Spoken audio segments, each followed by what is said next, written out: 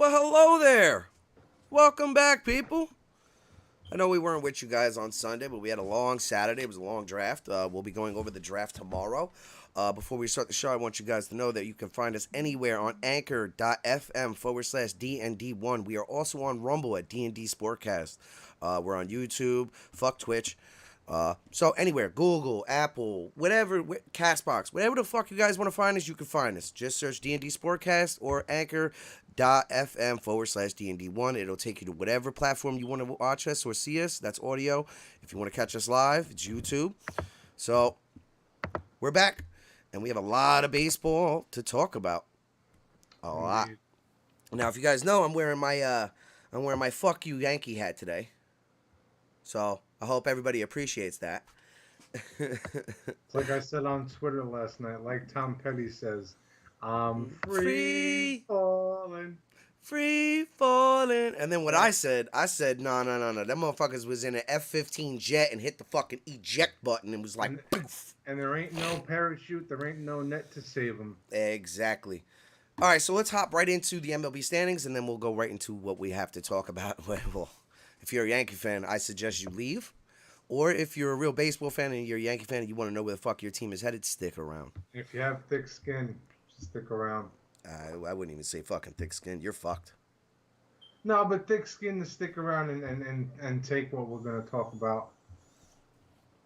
All right, you want to hit us off with the NL standings? Okay, so the National League Central, the Cardinals are in first. They are 77-55. Good They God. have a 7.5 game lead over the Brewers, Wasn't it like a month ago they were just like up a game and a half? or 2 or 3.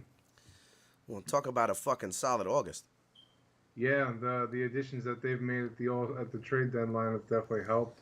Jordan Montgomery, Yankees. Yeah, which was stupid. I mean, you never trade a pitcher that's doing well for you. I'm sorry, I just didn't understand that. Yeah, I thought they wanted the trade deadline, with the moves they got defensively. And the lineup that they had, it took a little while for Benintendi to get started, but he got started. Well, now he's supposedly going to be He's getting hurt. an MRI today. Yeah, on his wrist. So the Brewers, they're 69-62. They're 7.5 back. The Cubs, 56-76. The Reds, they're 52-78. The Pirates are 49-82. In the East, the Mets, they are 85-48. They maintain a 3-game lead over Atlanta. They are 82-51. Let's go, Mets. The Phillies are 73-59. The Marlins 55-76. And the Nationals are 45-87. In the West, the Dodgers are 90-41. They have a 17-game lead over the Padres. They're 74-59. Diamondbacks, they're 63-68. The Giants are 62-68, and the Rockies are 56-77. Oh no, we suck again. No, I already knew we were gonna suck. I was excited when they got Chris. Was it Chris Bryant? Yeah, but why? Like it doesn't make any sense. Like, y'all really expect to compete? No, I think that was a move for fans, like a grab at fans, like, oh look, hey, we're trying. Come on, like it's idiotic. It really is. Like, If we were talking about another franchise such as the Yankees or the Mets, I would be way more critical, right? Or the Dodgers or somebody like that.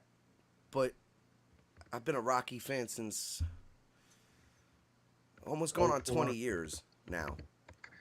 We don't work like that. yeah, You know what I mean? not at all. All right, so I'm gonna hop into these American League standings. We'll go with the AL East. Yankees 79-53, 5 games up. They were once 15.5 games up. They are only up 5 now.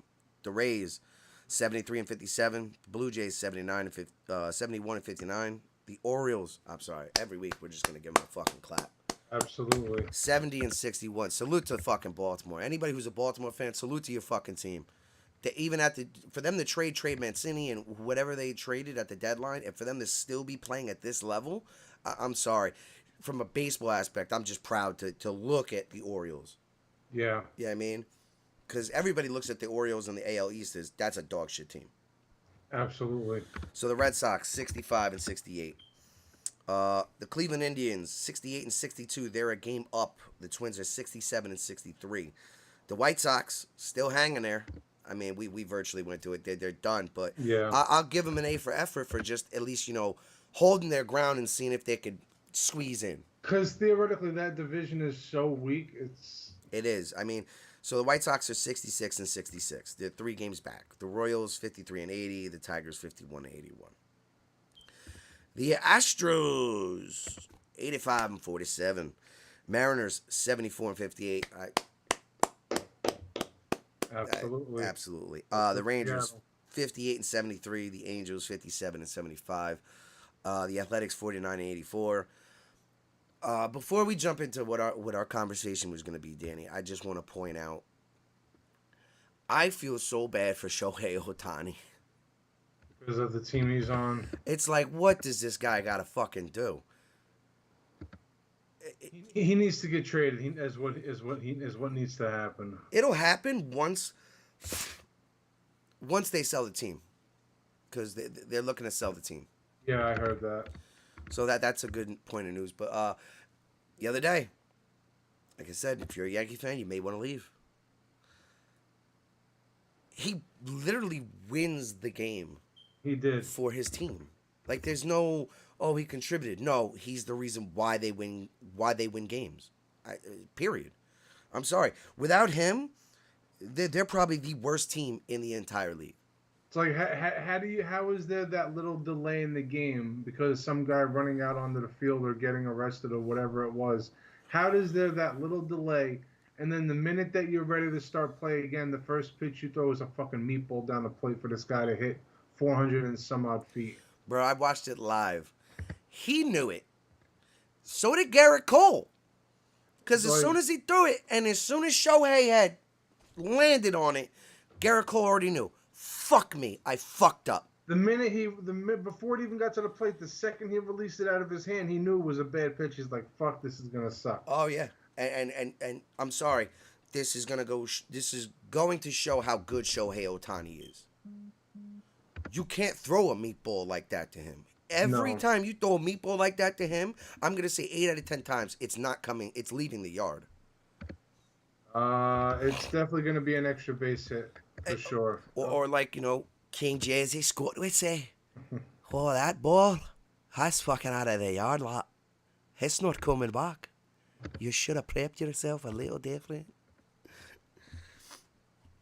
So now we had off-air talks, and I think I want to dive into this first. I believe Shohei Ohtani should win the MVP again. I would like to see it happen, but it's not going to happen. Oh, no, because everybody's going to cock ride and meat suck Aaron Judge. And I'm not taking anything away from Aaron Judge. Great year.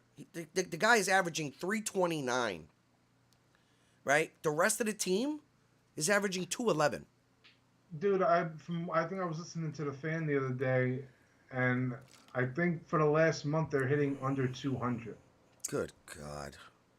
They're not even hitting their, like, if you did the average weight, like if you took every guy's weight on that team, you put it together and you did an average median, they're hitting below the team's weight. It's like, damn, y'all can't, like. All right, so let me put this in perspective for the people that don't have the stats in front of them, okay? So for the AL, it's either Ohtani or Judge for MVP. Anybody outside of them, yeah, they may be close, but they're not as close as they are. So, Judge, on the season, averaging 296. Ohtani, 269. Home runs, Aaron Judge, 51. Ohtani, 30. RBIs, 113 for Judge, 82 for Ohtani. Runs, 104 for Judge, 75 for Ohtani. OPS, 1.062 for Judge, 0.888 for Ohtani. Right? So, if we're just looking at it at a hitting standpoint, Judge is leading. He should. He's not leading by in that's not a small margin, D. No, it's a big margin. It's a big margin. So that's why, like, yes, I'd like to see fucking shit. I'd like to see Ohtani win the award. Obviously, I definitely prefer Ohtani over Judge, and Ohtani is the first the first player we've seen like this since in 100 years. In 100 years. But if you're just going on this year alone, you can't. It's just you have to give it to Judge. He's on pace to break a A home record run that's never record. been broke without steroids.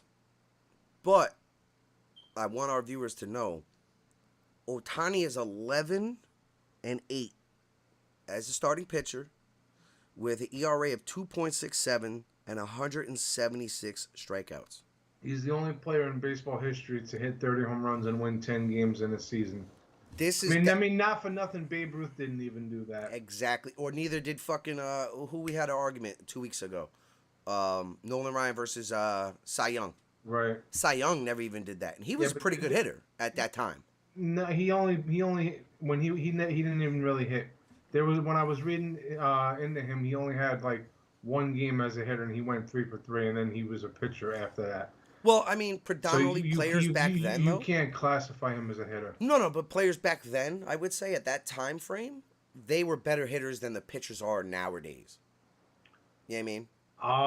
Probably, yeah. We could be safe to say that, right? I mean, I would feel comfortable agreeing with that. Yeah.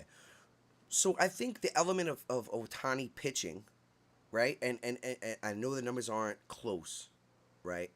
As in hitting, because Judge is having a prolific year. He's having a historic season. Yes, I'm not taking that away. Like all the Yankee fans out there.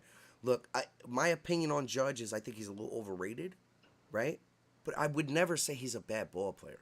He's a good ball player, right? And it's showing. Now, his rookie year, he hit 50 home runs, right? Since then, he's flirted with the 30s and a little up. Well, he's gonna come back down to earth. I mean, no, I don't think there's ever been a ball player ever to consistently hit 50 home runs every year.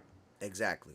So, I mean, we know where the earth is for him. That's around 30, 40 home runs, right? Still great. That's a great, like, if we can go across every 30 teams, if they have one player that hit 30 home runs averagely every year, they're going to consider him the best player on the team. Yeah. I think with the added element of Ohtani actually pitching and pitching at a dominant level, I think that edges him. I'm sorry. I don't think so. I mean, I would like. I also think of it this way, like, even with all that, look where are the Angels at? They're in last place.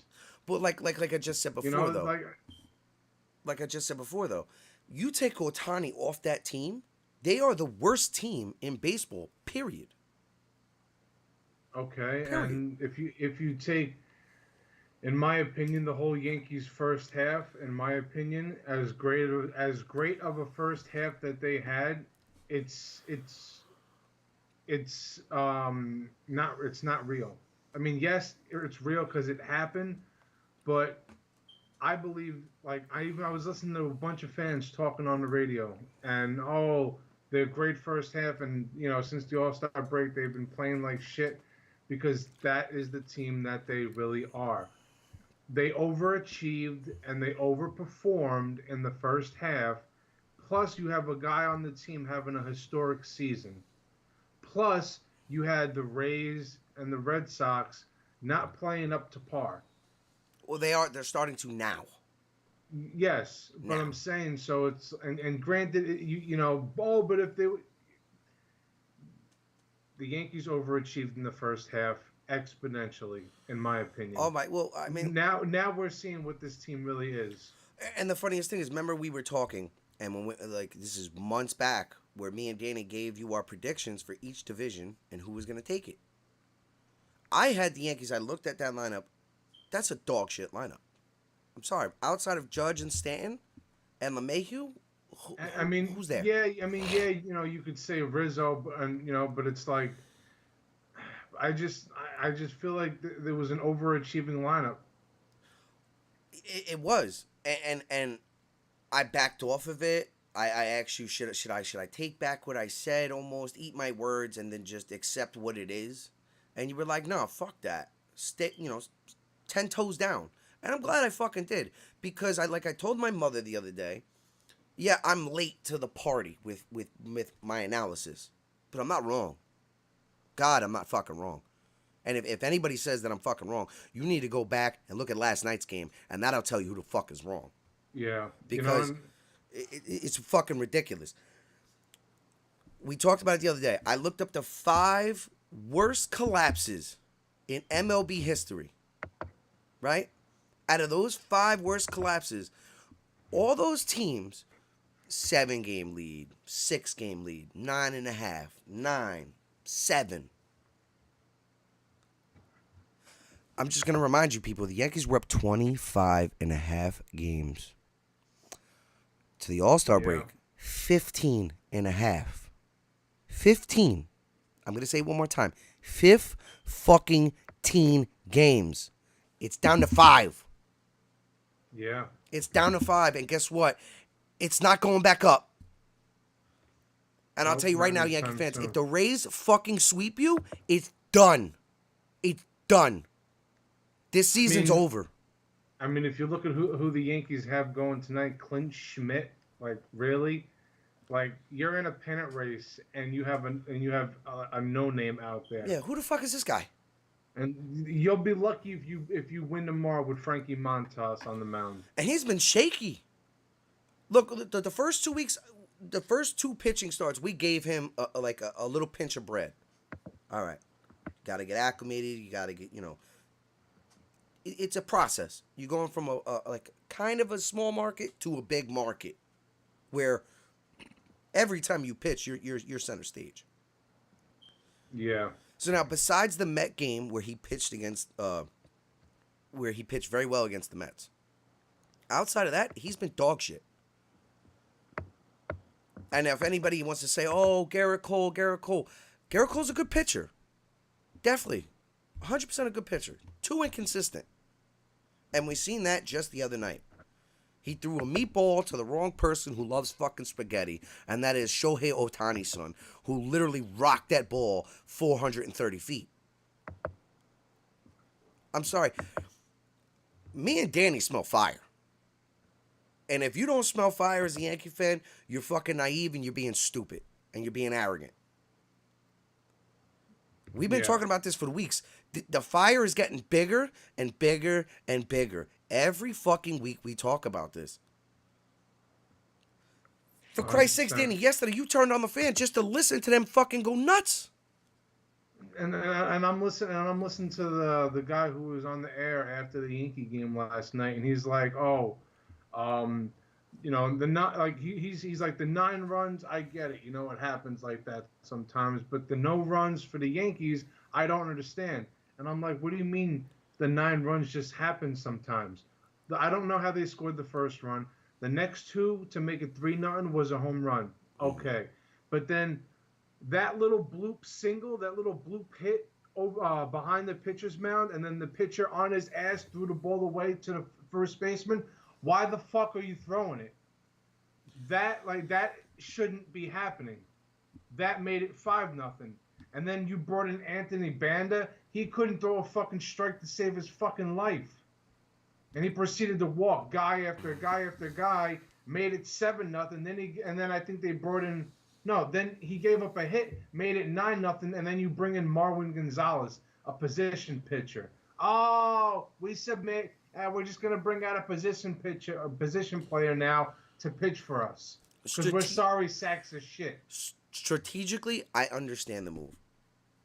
We're down. We're not gonna win this game. Why should I expend my bullpen when I can keep it fresh for tomorrow and give myself a shot at it? But still, y'all are fucking pathetic, bro. It's not even getting pathetic. And all the Yankee fans out there like, oh, I want Cashman's head. I want Boone's head. I agree with you. But we've gone too far. Boone, that lineup, y'all all need to go. We've gone too far into this season for you to be like, all right, fire him now. No, you made the bed. Now you got to lay in it. And I'm sorry. Yeah. I haven't been a Yankee fan since fucking they collapsed to fucking Boston. Back in, what was it, 07? 04. 04? So, yeah, 18 years I've been a Rockies fan since that day. Right? And I've been super or hypercritical of the Yankees since that day. And we put out a Twitter thread about it the other day at the D&D Sportcast on Twitter. You can check it out. We are witnessing something That's never happened. That's before. never happened, and it's happening. Mind you, we have a player hitting 30 home runs, winning 10 games, pitching. We have a guy on pace to break the home run record at 61, right? Granted, yet he hasn't been fucking tested for steroids. We'll find out. So from that aspect, he's a clean guy, potentially going to break this record. The Yankees start out at a huge fucking rate where they're projected to break the wins record for a season.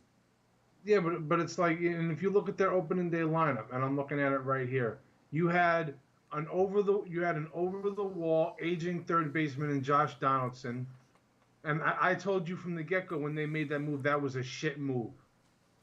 Yeah. Aaron Judge, we're not even going to debate that. Anthony Rizzo, his better days were in Chicago. Mike Stanton speaks for itself. Then you have Marwin Gonzalez, DJ LeMahieu, whose better days were in Colorado, and yeah, the first year that you had him, he had a good year. I mean, he's still the best contact hitter on that team. And then you have a fucking a black hole in Joey Gallo. You have a center fielder in Aaron Hicks that you overpaid for because after the year where he hits 27 home runs, oh, he's our guy, and you overpay for him. Hold on, not to cut you off. And then you have a Jose Trevino and Isaiah Kiner Falefa. Like you look at this lineup and it's like, yeah, the team that's out there now, that's the real identity of this Yankee team. You guys overperformed, and the teams behind you did not play up to par. And like we said before, Judge is having a historic season. Yes. And also, your rotation's not that good. Keep it noted, though. Joey Gallo goes to L.A. He wakes up. A little bit, not. It's a small sample. They're not using him every day. No, but still, it's like the team we see now in the Bronx, I believe, is the real identity of this Yankees team. But that was the identity that we were talking about months ago before the season started. Shitty pitching. An offense where you got an aging third baseman. It's like you took a Band-Aid and you put it over a gashing wound. Yeah. And now you're starting to see what this team is really about. And overpaid for it. So you overachieved. They're tired now. You've sustained injuries. Mm-hmm. You guys were never that good to begin with. I'm sorry. What Danny's alluding to, what the point we're trying to really not sell to you guys, for you guys to understand. We are witnessing the biggest collapse in MLB history. Potentially. I mean, it still has to fully finish and happen, which I believe it will. But I don't think they're going to miss the playoffs. But they're going to be a wild card team. Exactly. And if you're like, yeah, but those biggest collapses, they missed the playoffs. Yeah, but did those teams have the start that the Yankees did? No. Did you guys have a 15-plus game lead? Were you guys projected to win 120-plus games? With a guy named Aaron Judge having a historic season on your team? No, no, and no. No. Look. Oh, seriously. You know? And I got to say to Yankee fans. You're not that guy, pal. Trust me. You're not that guy. And all those diehard, ignorant Yankee fans, right? I.e., an example, my mother. I love you, Ma. I wish my grandmother was alive. You're holding on to shit and shit. Like I told you the other day, I wish my grandmother was alive. She was a fucking baseball savant since she fucking was like 10 years old. She loved baseball. Right? I think she was born in like the 40s. So she got to see baseball at its purest. Yeah. And if I could talk to her right now, and I'd say, "How you feel, Grandma?" Her exact words was she would turn to me, look me right in the eye, and go, "We're fucking dog shit." I could hear her right now in my head. We're fucking dog shit. Even if you guys still end up making the playoffs, which most likely you probably will, unless it's a full collapse and Tampa Bay catches you, No. Tampa Bay is gonna catch them. We know this. regardless, if they still somehow make it into the playoffs, and let's just say somehow they meet the Astros in the division round or the ALCS, you're done. There's no way you're gonna beat the Astros. Oh, the way they're playing right now, I don't see it. No dude. The way. Astros look at them like dog food right now. Dude, I was listening to the fan. It was yesterday, or the day before. The Astros are in the Yankees' head. It's like you're done, bro. It's like Honestly, I don't even think the Astros are in their head. I think this is far past one team being in someone's head, and it's a meltdown. It's a really nuclear is. meltdown. And if Yankee fans, you want to be ignorant and just blindsided, oh, I don't believe it, I don't believe it.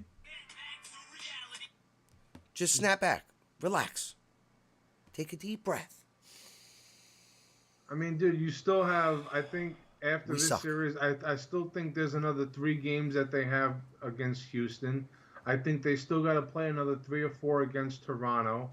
So right there, those 6 or 7 out of the next remaining 30 going into today, that's 1/3 of their games left. Yeah, but like I said, we talked Those off are air. not going to be easy games. Out of 31 games left, this is before 30. I believe the Angels series had started, or maybe 31 or 32. right 31 or 32 games left they had, and I looked it up. 12 games out of those 31 or 32 were against teams that they should beat and sweep, or at least take 2 out of 3. Right? If the Yankees lose more than 20 games, and that's the bar I'm setting. If they lose more than 20 games, they're fucked. And what I mean by fucked is you're wild card and you're out in the first round. Now, I'll even give you a benefit of doubt. 15 games you only lose out of 31. So you go 16 and 15. If the Rays are playing the way that they are, and they have the Yankees number, and they've had the Yankees number for many years. For yeah. years. They are still fucked. Yeah. And fucked hard. Like hard. Hard lot. Very hard. Oh, harder. Oh, harder. Oh, harder. Like, and I'm just trying to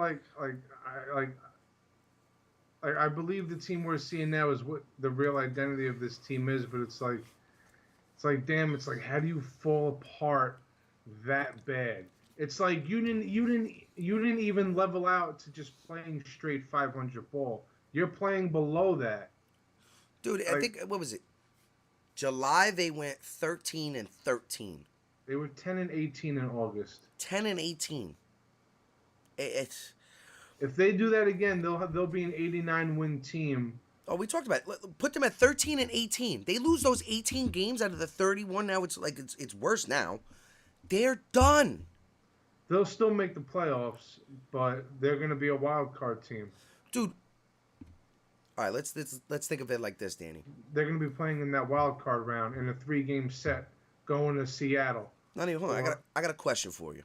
And or even if they're home, I can see Seattle rolling into Yankee Stadium in a wild card round and booting you guys. Like that. This is going to lead into my question here, Danny. Tampa Bay Rays, Toronto Blue Jays, Baltimore Orioles, the Cleveland Indians, Minnesota Twins, Houston Astros, Seattle Mariners. Are you scared of the Yankees? Not at all. There Not it is. at all. And I'll tell you when I knew the moment. Especially out of all those teams, if I'm Seattle, I think out of all those teams, Seattle is the best team. Even though Tampa Bay holds the first wild card spot, Seattle is the best team out of all of those teams that you just mentioned. But outside of Houston. Yeah, but the teams that you just mentioned. Oh, I named Houston, Mariners, Cleveland, Twins, Baltimore, Blue Jays, Rays. Houston shouldn't even be involved in that conversation because it's like the Roman helmet that comes out. It's like Houston has just put their dick on the Yankees' face, like yeah, like yep. So I'm not even gonna include them. Yo, someone clip that, or I'm gonna clip that myself. Anybody else, it's like, no, you're not afraid. And honestly, if there's one team that I'm afraid, if I'm a Yankee fan, to play in that wild card round, honestly, it's either Tampa Bay or Seattle. Yeah. Because Tampa Bay has your number, and Seattle just looks scary good right now. Oh yeah. They got good young pitching. That lineup is hitting on all cylinders. They have Julio Rodriguez. Who's? I mean, he's rookie of the year. Yes. You know, when I knew that when we had predicted earlier in the season where the teams would be at, and I knew that it was gonna come true, is the moment when they had Boone lost his mind in the locker room on the team for a loss. Then Judge didn't lose his mind, but they had like a meeting or whatever, like a players meeting, and nothing has changed. That No. tells me that you're hollow on the inside. And not to pick on Josh Donaldson, but he's been labeled as a cancer as a locker room. Now, I don't think so because I loved what he did day one when he walked into that fucking locker room. I ain't here for no bullshit. I'm here to fucking win. So we gonna play like we gonna win, or you wasting my fucking time. He's a bum, bro. But yeah, but he's a leader. That's what I'm saying. Right. At least A leader. Yeah, he's leading him right into the fucking grave right now. Yeah, but you know what? This team is dead in the fucking water, dude. Yeah, but here's the fun. Yeah, that's exactly what we're talking about. And I know they're dead in the water, but something's changed.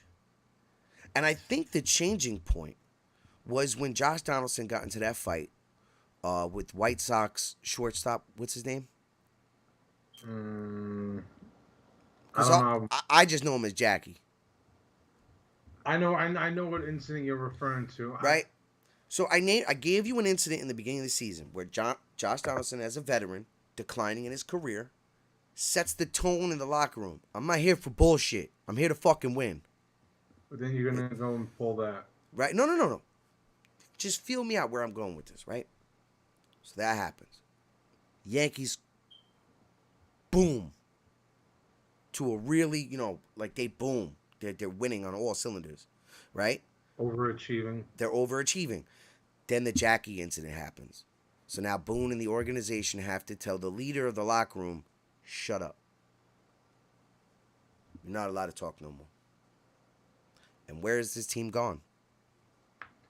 He's definitely not no leader. Look, we don't know. I'm just speculating here. I've never been a fan of Josh Donaldson. This is outside of a fan, Danny. Like, even if you're not a fan of him.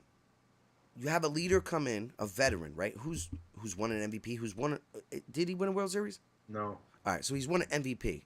So he knows what it takes to be the best, right? Comes in, sets the tone. Now they tell him to shut up. They have no identity. There is no leadership. Judge is too soft-spoken to be a leader. Yeah. At least Josh Donaldson, either, if you don't like him or not, he's got the balls to say, this is unacceptable. This is not why I signed or like I wanted to come here for. You know what I mean? So, like I said, outside world looking in, this is what I'm thinking is going on. You don't have a leader. There's no leadership. There's no heart. There's no effort. There's no leader. I think it's definitely that, along with the fact that their pitching was never that good. Yes. They overachieved. They're tired. They had injuries. So it's not just one thing. No, it's multiple things. We can agree on. I'm just saying. I was just trying to give now the house of cards is falling. Oh yeah, and it's falling hard and fast. No, I'm saying it's falling, and now they're all just laying there on the table. They're dead in the water. Yeah. And now the team that played as good as they did in the first half is still the same team that we see right now. So now the only way that they're going to get out of this is if this same team somehow wakes up and resurrects themselves and marches into the playoffs and has a good September. I just can't see it happening. Baseball's different. If this Garrett was football or is basketball, a big bitch. He's way too inconsistent. That's his problem. He's good. He's way too inconsistent. Oh man, he has nothing. He can't dig deep. It's like he's just like, in my opinion, he's just a thrower. He's not a pitcher. He's just a thrower. Damn.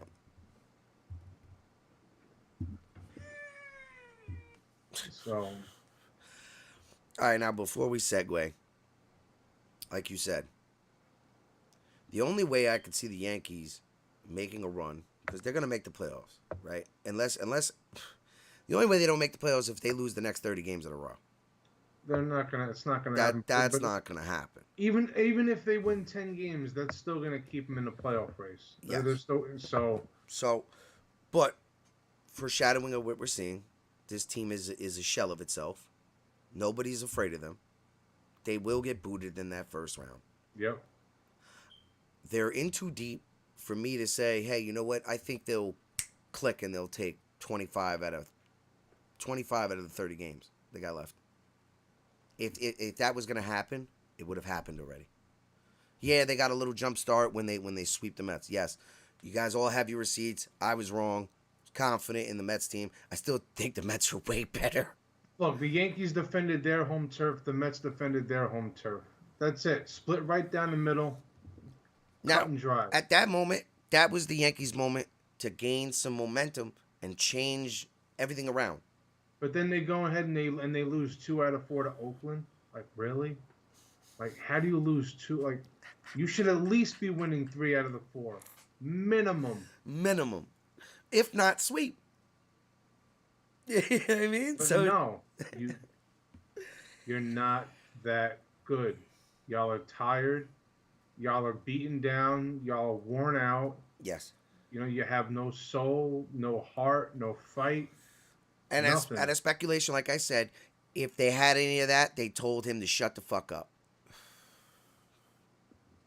Hey, if they were looking at him to be their leader, they were looking at the wrong guy to lead that team. I can agree and disagree. I think a team is a bunch of personalities, right? But that can get on the same page and work on the same goal. And even as good as they were in the first half, were they ever really on the same page? Like, or were they just all excelling at an above average pace? I honestly, I think to define the Yankees season this year is Murphy's Law. Yeah. So if you're a Yankee fan and you want to take solace or comfort in that, go right ahead. Well, if you want to just be like, well, at least we're still going to make the playoffs. All right, yeah. Okay. Oh. But you're going to most likely I'm 99.9% sure even if you make the playoffs, you're going to get booted in the first round. Yeah. Because I think the competition is just way too good. It is. Seattle's way too hungry. Baltimore, if they could slot in, they're way too hungry. The Tampa Bay Rays, they're on fire right now. And the Blue Jays are just keeping their pace. They're like, look, if we could catch them, we could catch them. If we can't, we're still in. Yeah. So and dude, the way Toronto's offense is built, if they can just get in, and if that offense clicks at the right time, oh my God. exactly. It That can be trouble. lineup is deadly. Exactly. So it's like, I guess we could say that Yankee fans or just Yankees, they're operating how we would say, Danny. Lights are on, but nobody's home. Not even that. It's Yankee fans are it feels over reals. I feel like we're the best. When you're fucking Far not. from it. I'm sorry. Look, the Yankees, and to segue us to our next, what we were going to talk about next. The Kings of New York are the New York Mets. Right now, yes. No. Bullshit. I'm going to stand on it. 10 toes down. Best team in New York right now and will be for the foreseeable future is the New York Mets. Well, if we're going into next year and Yankees are most likely going to be needing a new GM, they're going to most likely be needing a new manager. A lot of things are going to change, so I don't see how they expect that they're going to be able to turn it around that fast. You know, I mean, at least with the Mets, 2018, 2019, 2020, they were kind of on the upward, but they just needed that right guy to steer the ship, Buck Showalter. Yes. And bring in the right pieces. Mm-hmm. And well, look, they're fucking 85 and 48. What is that? That's almost 40 games over, 37 games over 500. Yeah, and they have a better record than the Yankees. And the Yankees, if you want to say as an advantage, because they overperformed in the year, they had way more of an advantage as is in record terms. And the Mets surpassed them. Yep. And are steadily. All right, look, Yankees are 45 and 20 at home. Good home record, right? They're 34-33 on the road. I know. They're pretenders. They're fucking pretenders. The Yeah. Mets 46-21 at home, 39-27 away. They're about it. That So- team is built different. Yeah. And I'm sorry, anybody, even if I was the Yankees or anybody, 3-game set, 5-game set, 7-game set, where you know you're going to see DeGrom and Scherzer twice. No, a 7-game set, you're gonna see them twice. In a 5-game set, you might see one of them twice. One of them twice. That's, But that's still fucking scary. And then you still have Bassett, Bassett still was have- pitching fucking phenomenally. Walker. Walker. Bassett's my favorite addition to that rotation. Yeah. It's nothing against Scherzer, but it's like when they made that trade for Bassett, I'm like, yo, that's a sneaky good move. I liked Yes. it. I really liked that move. I mean, he's Because been... now you have had essentially, he was the ace of the A's staff, a dog shit team, coming over to the Mets, and dude, if you put, he's having almost an ace-like season. for his caliber. When For his Scherzer caliber. when Scherzer went down, he stepped up and he performed. So did Cookie. Yeah, Besides his injury, Cookie was pitching phenomenal. he's been pitching well all year. Didn't he have like a stretch of like he didn't give up like a run or over a run in like 6-7 games straight that he pitched? Not sure. Something of that But nature he they've all been pitching well all year long. Exactly. And now, Even Walker's regressed a little bit, but it's not the regression that we saw last year. yeah. But, So but the point I'll being take is it. the injury bug hits everybody. Yep. It depends on timing. It hit the Mets, right? They're not hitting the ball as great, but guess what? They're having every game or every series. It's like, okay, Sterling's coming in. He's hitting like 340 something from the last series. Lindor's hitting like 350 or whatever. You know, I'm just ballparking numbers and just spitting out Out of numbers, all the right? games that they've played, outside of the 13-1 loss to Atlanta, essentially they're in every single game. But like, look at the adversity. You lose 3 out of 4 from Atlanta, right? And to my point where I'm saying like you have these guys like oh he's hitting well. Then they go into his series with Philly, and then Kana steps up and just different Vogelbach and Canna was on fire. fire. Yo. Like now he cooled down a little bit, but he's still like hitting Vel. If Then it's not him, it's the next guy. then it's Squirrel. And that's all it comes down to. Escobar comes back last night, hits a 2-run shot, sets the tone early. Boom. Now, if he can up his game a little bit, and that's only gonna. Then Guillermo's gonna get back. Yeah. McGill's going to be back soon. Yeah. Sometimes injuries can hurt you. That Michael Givens trade is now starting to look a lot better. Yeah. His first couple appearances not so good, but now he's starting to pitch better. Lugo's looking like the guy he was a couple years ago. Ottavino's looking really Ottavino's solid. You have Edwin Diaz. Oh, my God. Literally, guys, look at this lineup. Look at this pitching staff. Look at the starters. Look at injuries can hurt you sometimes. It depends on the adversity and how your team works. And they have the right guy at the helm, like Danny pointed out, Buck Showalter. All right, we're banged up. Let's go for blood. Since that Atlanta series, it's been we're out for blood. If we lose, all right, well, I'll see your ass tomorrow. Almost on the Dan Campbell aspect of Hard Knocks. I don't care if you got 1 ass cheek and 3 toes. I will beat your ass.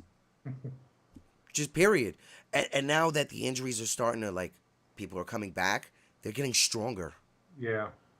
And it's happening at the right time, too. Exactly. The perfect time. September. Yep. The most important baseball to be played. 30 games left. That's it. It's going to be a crazy ride. It is. A crazy ride this fucking September. Hold on, Yankee fans, because y'all are in trouble. Hold on, Yankee fans. Yankee fans, just look. What is it? Look east. To your king. He's in Queens. He's not in the Bronx, lads. The king is in Queens. All right, so let's jump into our verses. Okay, Danny, it was your idea. All right. So our versus this week is Mike Piazza versus Johnny Bench. Johnny. I took Mike Piazza. I was given Johnny Bench. So Piazza, Hall of Famer, Rookie of the Year, 12-time All-Star, 10-time Silver Slugger, career WAR 59.5, 6,911 at bats, 2,127 hits, 427 home runs, a 308 batting average, 1,048 runs scored, 1,335 RBIs, 377 on base percentage, a 545 slugging percentage, a 922 OPS, and a 143 OPS plus. Honestly, the no catcher has ever hit more home runs um, in a career than he has. I mean, He arguably was the greatest, arguably the greatest offensive catcher baseball's ever seen, yeah. I mean, he's like a decade player, or like one of those century players, or generational players. generational players. Yeah, that's what I was looking for. All right, so I'm just gonna dive in right here on this part. So Johnny Bench has 2 World Series. Mike Piazza has none. Mike Piazza played 16 seasons. Johnny played 17. Johnny Bench is a Hall of Famer. Mike Piazza not yet. Piazza's in the Hall of Fame. Oh, he is now. Okay, all right. Johnny Bench has 2 MVPs. Mike Piazza has none. They both won Rookie of the Year. Johnny Glove has 10 Golden Gloves. Mike Piazza has none. All Stars. Johnny Bench got 14. Mike Piazza has 12.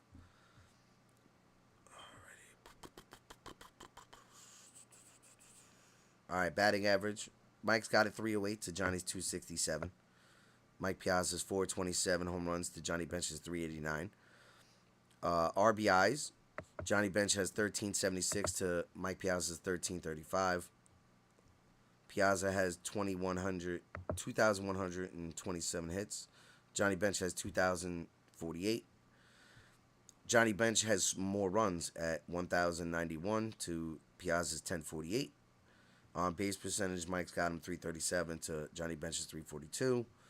Doubles, Johnny Bench has 381 doubles to Mike Piazza's 344. Slugging percentage, Mike has him 545 to Johnny Bench's 476. All right, Mike Piazza has catch 14,074 and 2/3 innings to Johnny Bench's 14,488 and 1/3 innings. Fielding percentage, Mike Piazza's 989 to Johnny's 990. Double plays, Mike Piazza has 133 to Johnny Bench's 127. Putouts, Mike Piazza 11,347 to Johnny Bench's 9,249.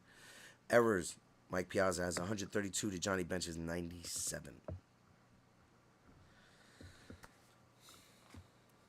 It's a preference, but It is, you know. Do you want a guy that's still a good hitting catcher but has a great glove, or because it's like whatever Piazza didn't do behind the plate, made up for with his bat. Yeah, You know, and I mean, if we're talking in terms of Johnny was building your more team, balanced. yeah, Johnny was 100% the better defensive catcher. 10 Gold Gloves to 0. That I'm sorry, that has to speak volumes though, Danny.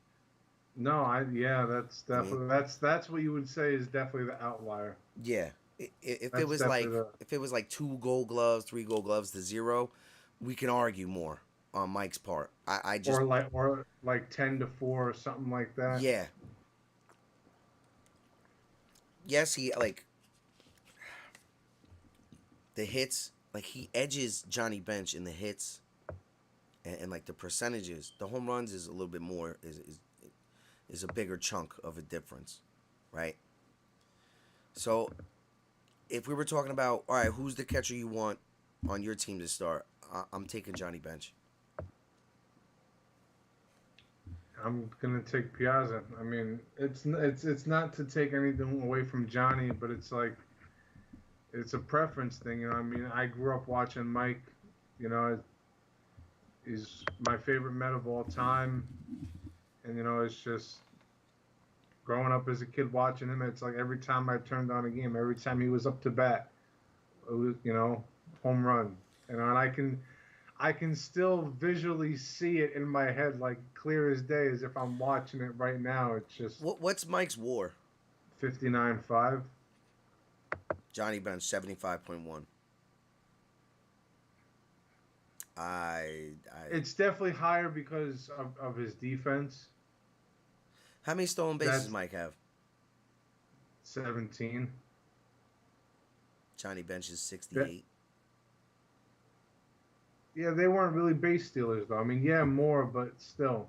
I'm trying to broaden, throw in some stats for a catcher that don't really like matter, right? Yeah, That's a lot more steals. That's a lot more steals, dude. And they it played in the is. same span. So it's like, I'm talking about in value wise. Like, how much more value does Johnny bring? We obviously see the 20 some odd point WAR difference. But now No, we're going to break it's it it's down. it's only like you figure if it's what do you said his war was what 76, 75. 75.1. So it's only yeah, it's 15. You know what I mean? And then, because it's baseball, different aspects of the game you can contribute to help your team win. Stealing bases. Not Yeah, only did he steal a lot more bases than Mike, he also threw out more people than Mike with his absolutely. defensiveness. And probably balls that went past, he saved runs on. I understand why, like you just said, you watched him, and he is arguably the greatest offensive catcher ever to play the game. So, like we said, it's a preference of what you really want to pick. For me on my team, I think the catcher is probably the most important person on the field besides the pitcher. Yeah, So, it's our verses. You wanted Mike, I wanted Johnny. It's a preference. I mean, so for me, I'm taking Johnny. yeah, I'll take the guy who's a little consistent at hitting and is a good hitter, who's gonna clean up behind the plate. right. You know, No, I understand. but I mean, damn man, this is why I hate when we do verses like this, because it's like nobody expects the catcher to be the best hitter, but fucking here's Mike, like yeah, crank. Yeah, I am the best hitter, you fucking piece of shit. Yeah, Yeah, you know, preference, like we said. preference, yes. But it's like so close, like 389 home runs to 427. Yeah, I mean, that's 11. It's 38. To me, it's not that's not so much of a gap. So I think that's where like the little things are like popping out to me, right. because we already agreed Johnny Bench is the better defensive catcher. Yeah, All right, so now it really comes down to, it's got to come down to, I guess, clutch. So we would edge that to Mike. So mm-hmm. that's where like this argument really could be like had, like, well, Mike's clutch as fuck, and he's a great fucking hitter. Right. And like you said, like, okay, so he let up a run on a wild pitch which he should have caught, but then he cranks a 3-1 shot out the next inning. So it's like, oh well, you know what I mean? I'll take that for that. Yeah, it's To whereas Johnny Bench may have not have been as clutch, or he may strike out, or he may hit like only a single. But 389 89. home runs as a catcher, he was clapping too. He was raking too. Yeah. Like he was out there, and mind you, he played with Pete Rose. Yeah, and he played on that amazing Reds team, Exactly. and they So. won back-to-back World Series titles. Mm-hmm. He played on better teams than Piazza did. I mean, Yeah. the '99, 2000 New York Mets, they were good. They made the playoffs back-to-back years, but and then the years he played for the Dodgers, Dodgers really weren't that great at that time. Yeah. So Yeah, I mean, so like even us more talking about it, like it literally it's boiling down to like preference. It really Yeah, is, you know, because it's like, well, you had Johnny Bench on a fucking amazing team, like a Hall of Fame team, yeah. to where like An all decades an team. all decades team, to where at any opportunity he's gonna get the chance to hit, which he Yeah, did, right? Especially at that time of the game. But then you have Mike coming along, where he only played on a certain number of teams, like in the years that he played throughout his career, the 16 years, where they were really good teams. and Mike got drafted super late, and he only got drafted because he was Tommy Lasorda's nephew, or something. He was related to Tommy Lasorda in some In shape or some way. fashion. Well, it's in the genes. You But can obviously fucking see. so Well, guys, let us know in the comments, what you guys think. If you guys, have more stats than us, throw them in there. You know what I mean? But it's a preference. If like we're playing MLB the show, right? And Piazza, we're doing like the drafting or whatever. You know what I mean? yeah, It's literally up to your preference. If you're a Met fan or you're just a fan of baseball, and you've grown up at a certain time, you'd be like, oh, I'm taking Piazza. Fuck that. I want to have an explosive hitter. Or where you're like me, where I'm like, nah. See, I value Pudge Rodriguez highly. So if I had the yeah, chance between Pudge, right, or Johnny Bench, I'm probably gonna take Johnny Bench, the better hitter. But if it's like I'm already loaded, well then I'll just go with Pudge. right, So in like that sense, so if it's like for me, it's preference. So it's like if I had Mike versus Johnny Bench, and I had to pick at them, and I'm already loaded on my back end of like the whole other team, the shortstop, the lineup. right, I'll just go with Johnny. I'm gonna get a good, consistent hitter and a great defensive catcher. yeah, But now if I'm short-ended on some way, well, fuck it, might as well take Mike to compensate. yeah. All All right, right, so we got a little bit of news to get into real quick. MLB Um, or MLB, we didn't go over this real quick. okay, all right. Adidas, they cut ties with Tatis after they found out about his PED suspension. So That he's kind of gonna makes no fucking sense to me. I know he did PEDs. That's a no-no. But like, am I still not an athlete? yeah, but I mean, now he's got a tainted image, and they don't want to be involved with that, and I tainted don't, I don't blame love. them. The Mariners, they signed Julio Rodriguez to a 12-year extension worth $210 million, covering 2023 to 2029, with club options that could extend the deal through 2039, with the potential for this deal to top out at $400 million. I like that. I like Um, it. I think that's a smart thing. They've shown him, look, you're the future. We're gonna invest. Like, look at what Seattle did good by Kenny. yeah. You know what I mean? They treat their stars very well. We really don't hear anything bad about Seattle in treating their stars. I like it. Look, I if you want to play for us, there's $200 million. kind of didn't want you to go into it too deep because that Okay, was one of my sorry. hated or All love right, all it's. right, all right. Sorry. But Go ahead. Go. and then next year, baseball or this coming November, baseball is going to be heading into South Korea for a South Korean series from November 9th to the 16th. It's going to be a 4-game set. They're going to play at 2 different stadiums. And it's supposed to initiate MLB's World Tour to expand the game's global presence. Does that involve one of your other hated or love it's? No. Okay. All right. So, as we talked about before, if I'm the New York Yankees and shit goes down like the way me and Danny think it's going to go down for you guys should be right there fucking putting in that time to go to South Korea and play. The reason why is because if that South Korean team beats your ass, it's going to be a way even bigger fucking wake-up call. Yeah. That's all I got to say about that. Alrighty. We can move on to the NBA now, or the hate it or love it, whatever. No, you we'll wanna go do. NBA news, talk a little NBA, and then we'll go hate it or love it. All right. So I don't know what you have on your end, but I'm sure It's all anyone on that, your end, pretty I'm much. sure anyone that follows the NBA, rookie Chet Holmgren for the Thunder, he's out for the season with a broken foot. For me, Um, that's Emotional damage. It's like yo, and he like, you know, what? I'm not even gonna get into it because I'm gonna. Let's get into it a little bit. I'm Well, well, sorry. that well, that's part of Okay. the next thing. So Okay. the Lakers they acquired Patrick Beverly from Utah for Horton Tucker and Stanley Johnson. We talked about this the other day. That's not bad.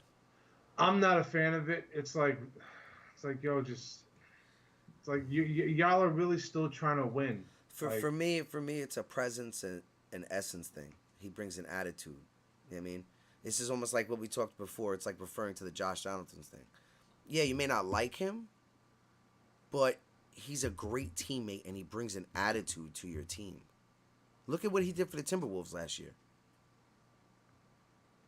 You know what I yeah, mean? It, I know you're. I know we've talked about it extensively, as into they need to break it all down, ship them all out, and rebuild. Right? For the time being of what you guys have yourself tied into, it's not a bad move. I just want to see this team get rebuilt already. It, it's gonna take 3 years because And you I invested in LeBron for 3 more years. pathetic. Um, Kevin Durant decides to stay in Brooklyn, and then so I'm just gonna mention it, and then we can talk about it more with the hate it or love it. But the Cavs have traded for Jazz guard Donovan Mitchell. The Yes. Jazz are gonna get forward Laurie Marketing, Marquez, whatever. Laurie Uh, Marketing. He averaged 16 points. He was not a bad player. He's a solid Forward player. Ochi or Achi Uh huh. Akabiji or whatever the I don't know how the fuck to say this guy's name. All right, and then Uh, Saxton, right? Guard Colin Sexton, who agreed to a 4-year, $72 million sign and trade, along with three unprotected first round picks 2025, 27, 29, and two pick swaps in 26 and 28. Well, is it a part of your hate it or love it? Yes. Okay. So this way we can have All right. the. So all right. So let's just roll out right into the hate it or love it. All right. So Autobots roll out. hate it or love it, the Cavs trade for Donovan Mitchell. I fucking love it. I fucking hate it. What? I do, man. Like, really, the Cavs. Like, I know I just started getting back into basketball this offseason, this playoffs, but it's like, really, like he should really be donning a Knicks uniform this year. Like, I just Look, this is contributing to the Emotional damage. of Knick fans because this is how stupid their fucking organization is that you don't make the trade. They don't know how to draft. We've agreed upon this in weeks before. well, And RJ Barrett's not turning out to be too bad. one out of what? I One don't out of know. what? I don't know. I'm not One a out Knicks of what? fan. Because Knick fans would say the same exact thing I'm saying right now. One out of what? Dude, we hired Phil Jackson. He didn't know what the fuck he was doing. Yeah, he made himself look Look real like bad. he fucking stupid. Like, You're not that guy, pal. Trust me. You're not that guy. and for the No. Knicks, it literally is. It's Call an ambulance! Call an ambulance! like you don't know how to draft. Just fucking move the picks. And if you had to give up R.J. Barrett, goodbye. I heard that the reason why that they didn't make the deal was because they didn't want to give up one extra first round pick. Well, that's a fucking. I Really? would I would have given them whatever they wanted, Emotional except for RJ damage. Barrett because he's the guy that you're trying to pair with him to try to Yeah, make R.J. Barrett, Brunson, and Donovan Mitchell. and Topin to make the team look Yeah. more appealing to then essentially bring in that megastar. And then Julius Randle. Yeah, You know what I mean? If he can ever, get back to where the fuck he was, but he didn't really give a fuck. I love it for the Cavs, right? Because like this is moving them past that Kyrie, LeBron era. Like, oh, we'll never have a team. Blah, blah. Last year they looked pretty damn good as a young team. All right, so you gave up some assets, but for a once in a in a league where we're at where it's scarce to find stars and the stars are so expensive, to get a star for Cleveland, I think it's great. If you're a Cleveland Cavs fan, fucking salute to you, man. You should be excited for next season. They're gonna be a contender, I'm not- barring injuries. it's not that I'm essentially mad that that's where he ultimately ended. It's just, because yeah, it's Cleveland, so I don't really give a fuck. It's not like it's fucking, a team that I despise or something like that. But I just really wish he would have ended up with the Knicks. Yeah. All right, hate it or love it, Danny. Patrick Beverly is going to be the starting point guard over Russell Westbrook.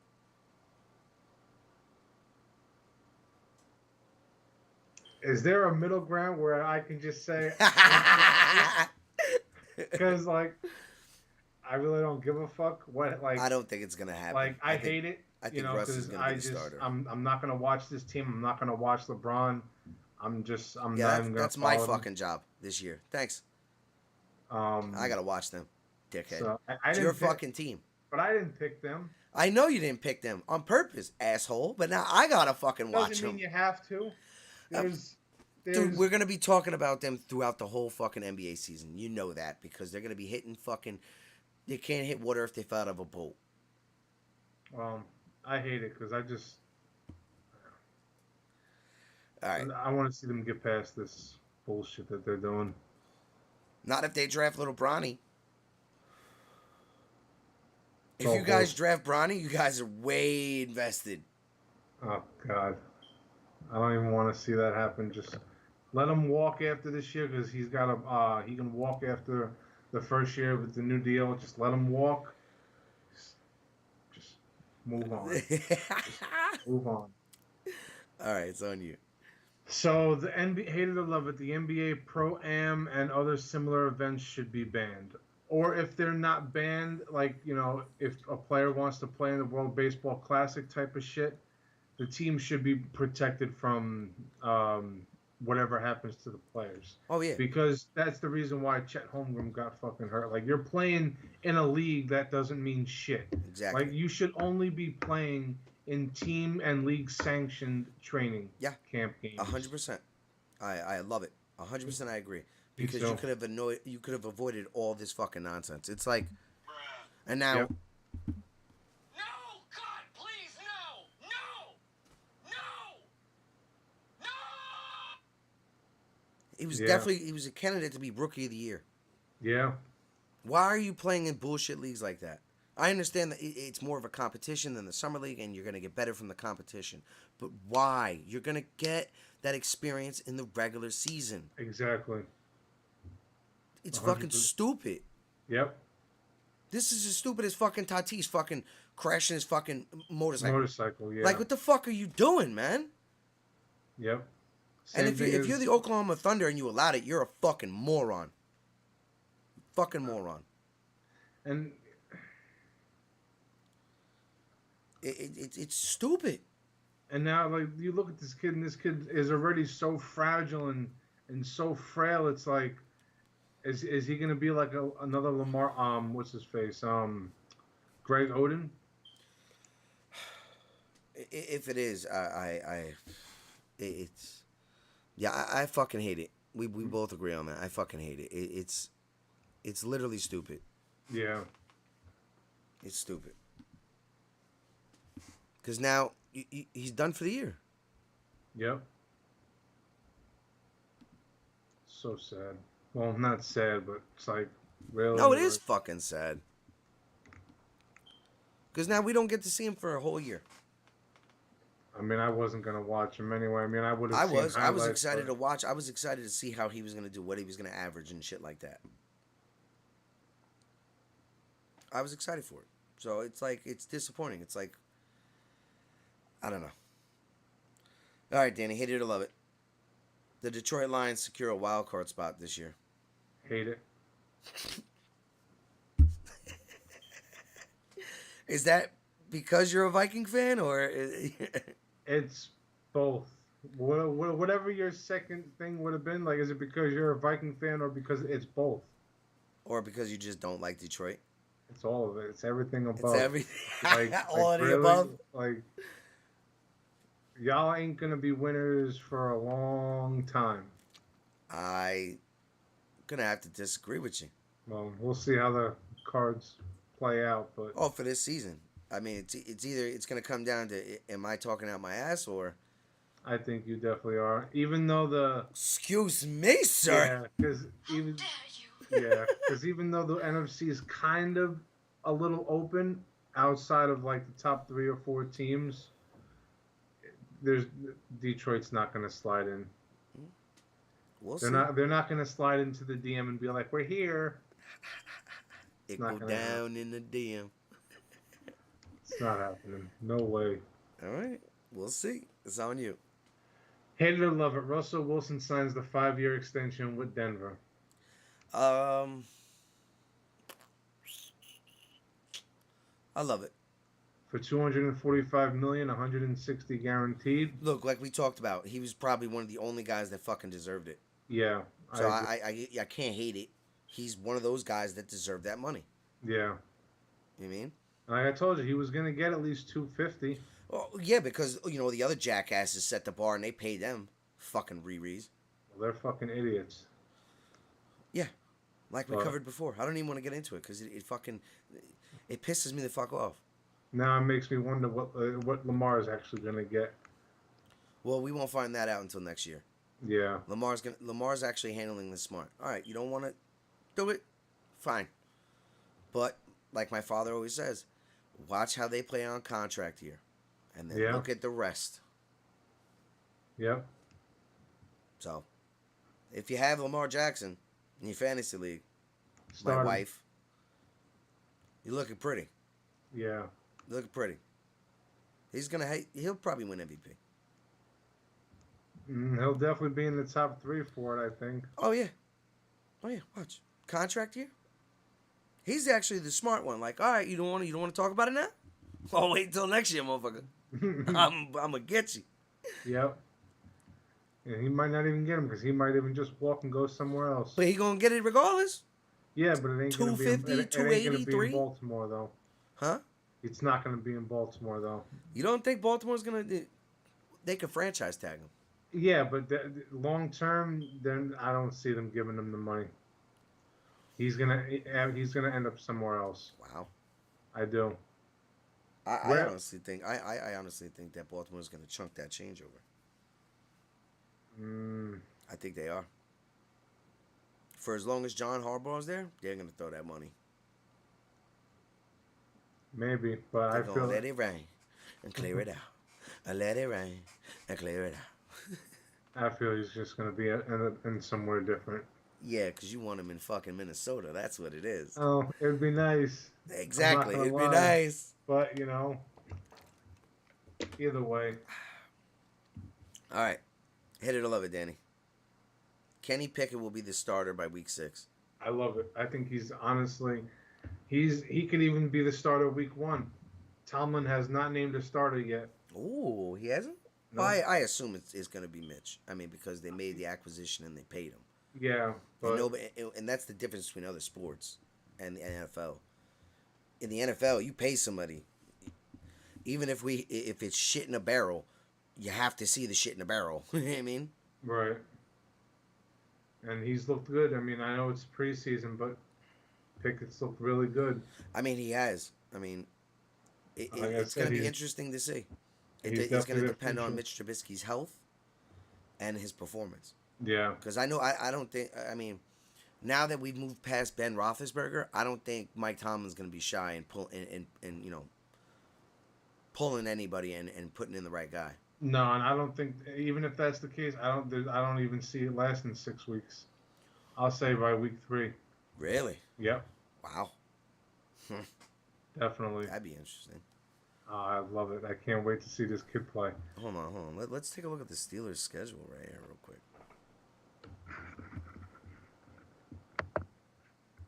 All right, week 1 they have the Bengals. That's a loss. Yeah.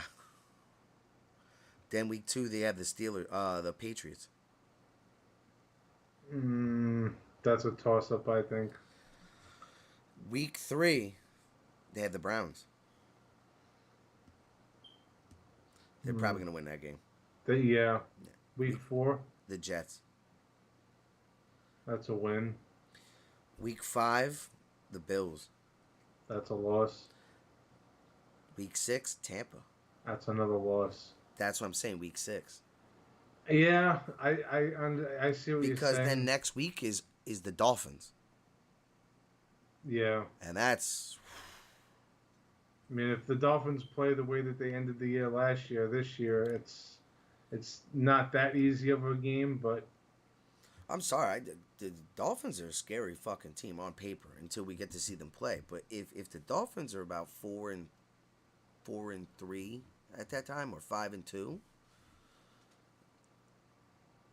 I mean, yeah, that's a hard assignment. Tyreek Hill, Mike Gesicki, Chase Edmonds, Raheem Mostert, Jalen Waddle. You know, they're not just a scrub team anymore. They're a built fucking team. they are. You know. Absolutely. All right, it's on you, brother. Hate it or love it. Julio Rodriguez signs the 12-year extension. I love it. I do too, but it's like, You think that's a little too much money? no, it's more like too early. It's like this is his first year of showing us anything. And you're just going to jump and throw this guy 12 for 210? I get it. So you're essentially upset with them pulling the trigger a little too early. Yeah. You know, you gotta let him develop another year or two and really see what happens. You know what I mean? See if he's consistent. You know, because next year, you know, the league's going to definitely pitch him differently. You know, and he's going to have to make adjustments. You know, and, essentially like what the league has done with Juan Soto and shit like that. yeah, so, you know, is he going to be legit? Right now, he is this year. Yeah. But moving forward, I mean, I would like to see him be legit moving forward, but we don't know yet. I understand 100% what you're saying. The reason why I love it though is they're not afraid to show their star, hey, we're not like other organizations. We invest and take care of our players. So, 12 years, you can make $200 million. Now, if you decide to walk, you can Well, go somewhere else. after that, it's all club options. Yeah. So essentially, I like the way they set up the contract. That's why I love it. It's like, hey, we're investing in you, we're showing promise to you, but at the end of the day, you can walk. Yeah. And it's not gonna kill us. You know? I think it's a good investment for the 12 years. Because then both parties will be happy with what they have, or unless he just fucking sucks. Yeah. That's what'll really kill fucking, Seattle. That's when they may trade. Or if he gets hurt. Yeah. You know what I mean? Right. But I like the investment strategy on it. I think it's a great deal for both parties. Yeah. I mean, I love it only because of how dynamic he's been, and Yeah. you know, if he is legit, then great. You know, that's a fucking steal. You know, but just At a good market price. yeah, I just think it's a little too early. You know, I mean, And then the best thing is and here's the positive to this. Say he is who they think he is. Now you have a generational player that you're going to have locked down, essentially. and with then pieces that you can build on to add around him. yeah, and then after 2029, you have all the balls in your court because you have all the club options at your disposal. Yep. So at any moment, if you're just like, you're good, but you know what? We want to cut ties. We're gonna, kind of go a different direction and save some money or whatever. Yeah. You're not hurting yourself at that point. But That's what I'm saying. So Yeah. the deal makes sense so much for both parties. He feels secure. He knows he's the face of the city there. he's getting paid. He's getting paid. He's comfortable. The team likes where he's at. Team is winning. Where he's projected to go. He's secured now. Now it's about, all right, we have this perennial player. Let's start adding more pieces so we can get better.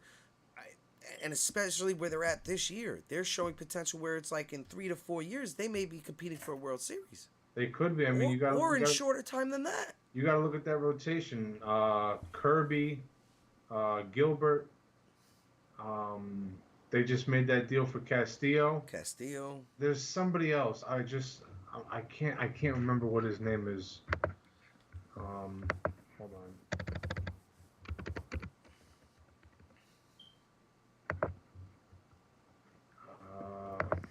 I mean, so like that outside of the deal, but the deal is just so good that now it allows them to accolade money elsewhere and not have to worry about losing somebody who they think is going to be the face of their franchise. Yeah. So, depending on how Robbie they. Ray. All right, Robbie Ray. So Robbie Ray, Logan Gilbert, George Kirby, and then Luis Castillo. That's a solid That's rotation. yes, very. Now, bullpen. So now, depending on how they do in this year's playoffs, Matt Brash, there's the other guy. all right, He's depending on how they do in this year's playoffs, it's going to speak volumes to the organization of what's the weakness and how to address it. I think it's really gonna just be seeing how these starters really develop. But I really think it's gonna be like they're gonna. I think they really need to add to that lineup more. Like you figure like there's gonna be a couple of free agent shortstops this year. Trey Turner, Xander Bogaerts, Corey Seager. I could see them getting Xander. Honestly, yeah, they have. Yeah, going out. If they get Xander Bogarts and then Julio, and then they get like another like. All right, so say just hypothetically Vogelbach doesn't sign back, but you sign Vogelbach. That's another depth piece. You know what I mean? Yeah, I would see Xander Bogaerts being their biggest addition of Yeah. the offseason. Yeah. And because he's won a World Series before, and he's a great shortstop, so Yeah. that would be a great addition, I think, to that team. Yeah. All right. Hit it or love it, Danny. The Dolphins win the AFC East. I love it. I think they could do it. I mean, I don't think the Patriots are there yet, and just for me, something about Buffalo. You think they're gonna fall off this year?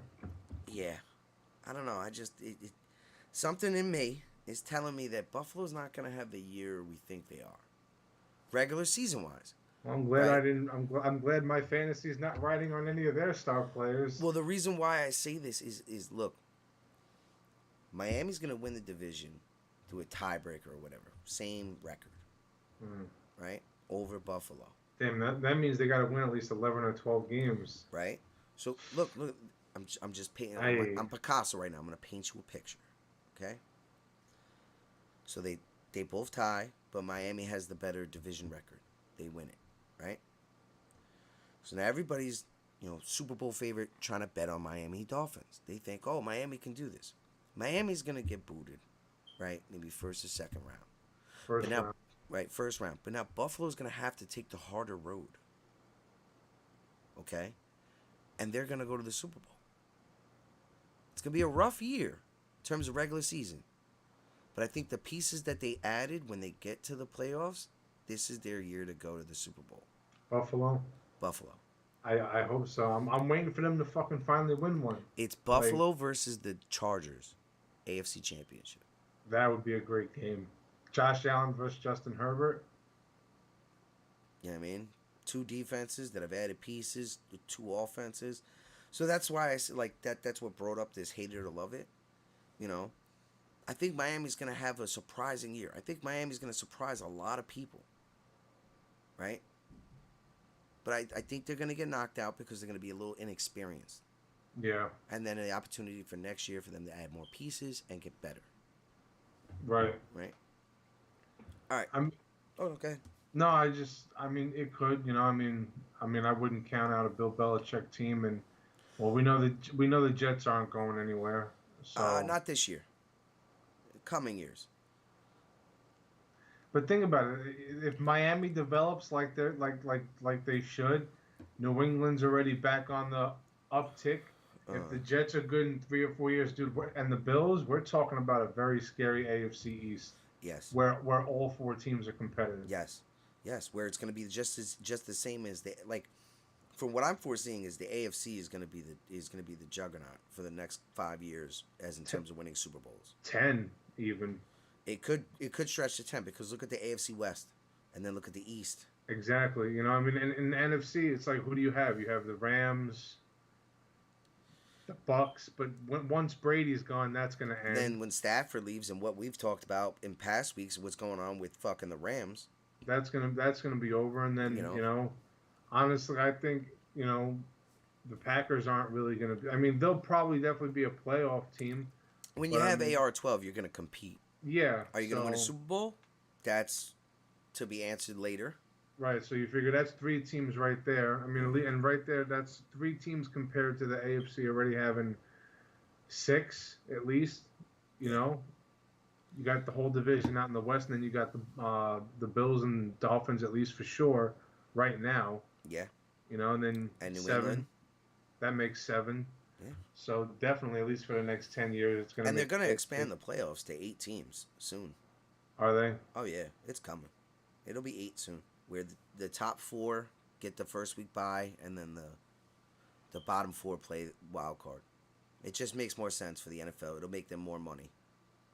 So then the top four teams, which are going to be division winners, y'all get a first round bye, and everybody else is playing in a 1 game wild card. Yep. I'm Well, down no. with So that. basically, so the first 4 teams get a first round bye, right? Then the next week, the winners of the wild card play The bottom two division winners. the bottom 2 division winners. The Right. first, those 1 and 2 still get another bye. Those, yeah, but the number one's going to get home field advantage throughout the whole playoffs. Yeah, yeah. Okay, yeah, I Unless like they that. play, and then now 2 will have home field advantage unless they play 1. But Yeah. 1 and 2 get like 2 weeks of byes, Right. right? So it makes more sense. All right, it's on you since we have a little bit of time left. All right, hate it or love it. NFL teams should not be traveling far distances to play preseason games. Like Green Bay going to New Orleans or New Orleans going to Green, like wherever you're at, like your demographic, like You you should should be in only there. only be sticking in that Yeah. range, like Miami taking a bus up to go play Washington, or like No, you should be playing Carolina or yeah, but I'm saying like stick to or the within Falcons. yeah Stick to your region. I right agree. I mean, I listen to ESPN. You listen to the Fan. Dave Rothenberg touched on this. Just get rid of the fucking preseason. Who cares? Who cares? well, then Nobody you're gonna really cares. Come on, dude. The other 2 weeks ago, I got free tickets to go to a fucking Jets preseason game versus the fucking Eagles. We just didn't go because of, COVID and everything. right But it's like free tickets. They don't like. Yeah, they make money off concessions and bullshit like that. Okay. yeah Nobody gives a fuck. See, now No. I'd rather pay to go to a joint practice. yeah then you're gonna have to worry about fucking guys swinging helmets at each other. Oh Jesus, that we'll talk about that fucking tomorrow. Oh God, yeah, we will fucking talk about that tomorrow. If I can pull it up on the screen for you guys, I will. No, fuck it, I will pull it up on the screen for you guys tomorrow. That's crazy. We gotta do the top 5 dead or alive. Oh yeah. All right, so the show's gonna run like another 10 minutes today. I forgot about that. I apologize. Is it on me or is it on you? If you want to start it, you can. No. I still have one more hit it or love it. Are you done all with right. hit it? I'm done. Yeah. All right, hit it or love it. Tampa Bay Rays jump the Yanks and take I the love AL it. East. I love it. I love it too. Everything that we talked about, Yep. I think it's poised to happen. I hope it does. Especially if the Rays sweep and they're only down fucking 3, Yeah. and then the Yanks have to play the Twins, and then say the Twins take 3 out of 4 from them, and the Rays win their next series. Yeah. They're right. It's not they're right there. They're gonna jump them. Because they got to play the Twins, and then they're back home to play the Rays again in Yankee Stadium. So you figure if the Rays can sweep this weekend, now it's 5. It'll be 3 games. Yeah. Now, dude, come 1, 2, 3, 4. Coming into that weekend series against Tampa Bay next week, Yeah. dude, And Tampa sweeps that. or not sweeps it, but 2 out of takes 3? 2 out of 3. They 2 out lose of 3? 2, and they lose 2 out of 4 to Minnesota. The Rays are up like 2 or 3 games already, with like With- 25 games left to play. Yep. Fast. Very fast. Yeah. I smell fire. I smell blood in the water. Yes. Now you All figure the Rays, they got the Red Sox, and then the Yankees, and then the Blue Jays. Oof, damn. Uh-huh. Damn. It's a tougher road for the Rays, but they're gonna do it. Yeah. All right. Top 5 dead or alive. 6th man of the year. You want to start? You can start. All right. Number 1, Jamal Crawford. Very easy. Simple. Number 2, Lou Williams. Number 3, Kevin McHale. Number 4, J.R. Smith. Number 5, Manu Ginobili. And number 6, honorable mention, Tony Allen. Yeah. Yeah, Tony Allen. Yeah. It's on you. I'm interested to hear what you got. All right. Number 1, Lou Williams. Oh, you have Lou over Jamal? Number 2, Jamal Crawford. Oh, you're wild. Just a preference. All right. How is it? What a preference. Jamal is the shit. I don't know. I was just never crazy about him. Honestly, I think what really tainted it for me was when he was with the Knicks. It's like, kind of like, all right, bewildered you from it. Okay. Yeah. Number 3, Lamar Odom. Number 4, Jason Terry. And number 5, Manu Ginobili. Jason Terry and who else? What was number Manu 3? Lamar Odom. Lamar Odom? See, this is what's sad. I don't remember Lamar Odom doing anything but dating a Kardashian and being in a crack house and fucking almost ODing. Well, aside from that, he was great with the Lakers. And when they first initially got him, I'm like, yo, who the fuck is this guy? And then I'm like, oh, well, he actually wasn't too bad with the Clippers, but once he came over to LA, it was like, that's like... He didn't come over to LA. He literally switched locker rooms. Yeah. He just walked across the hall. Exactly. But still, it was like, once he came over to the Lakers, it was like, who the fuck is this guy? And then I'm like, I love this guy. I was an instant fan of Odom. That first year, I was like, that's that guy right there. I get it. I mean, from your angle of being a Lakers fan, I get it why he's on your list. Jason Terry, I'm surprised I forgot about him. He was a beast in Dallas. Yeah, he was. He really was. I just for me, Jamal or Lou would have to be the best, but like Kevin McHale has to be in that top 5. On that lineup, that starting 5, him coming off the bench as a 6th man. And he put in like starter minutes, but coming off the bench, like he contributed to a lot of those championships. Yeah. The reason why I have JR is, I was talking to one of our friends earlier this week, Big Dame. And he brought up J.R. Smith, and I forgot about him. I'm like, yo, he really was that good in the Nuggets with Carmelo Anthony. Yep. You know what I mean? And then he was vital for the Cavs. Yeah. And then Manu Ginobili, the Euro step. And all the championships he helped win in fucking San Antonio. Yeah, he was super dynamic for the Spurs. Oh yeah, he was very big for the Spurs. He was a contributor in all those championships. 100%, definitely. Yeah, I enjoyed this top 5 Dead or Alive this week. I really did. Yeah. I think we're gonna branch out to do something like that. What do you mean? Let's say next week, top 5 Dead or Alive backup quarterbacks. I bite. Yep. Backup quarterbacks. I think that'll be intriguing. Yep. So we'll do a little bit like we've done a lot of second base, third base, safety, corner. We're gonna start mingling it out. Testing the waters. Backup quarterbacks. Yep. Best defensive coordinator.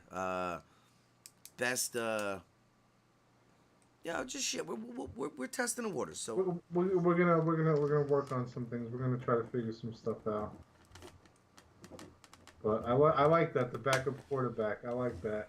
Well, right off the get, because we're just right off. Because we're gonna be live for another 5 minutes. But who's your number 1?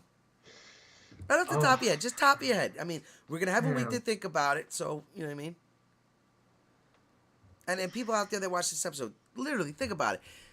You can have whatever quarterback you want to start. You can Peyton Manning, Tom Brady. Who's backing him up if he gets hurt? Damn, I don't even know. I'd have to go look and I'd have to go look around. I can't just Off the top of my head, not too. I got 2 names. And the older heads will appreciate us. And in this age will appreciate it too. Ryan Fitzpatrick and Doug Flutie.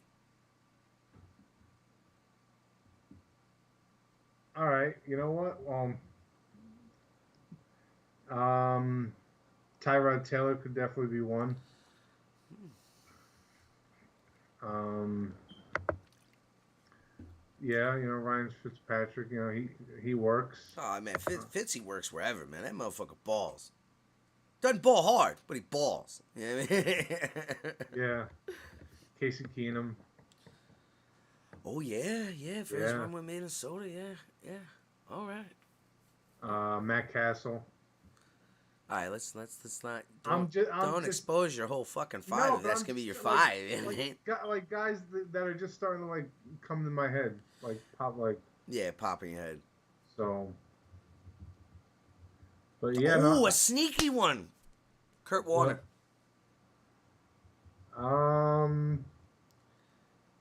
He was a backup quarterback at one time to Eli Manning. Yeah, no, he definitely was.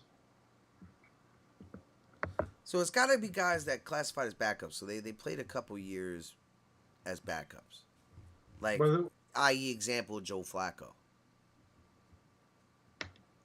I think he's going to shine with the Jets this year, but still not be good enough. Nah, it's going to be White. That's the like, look.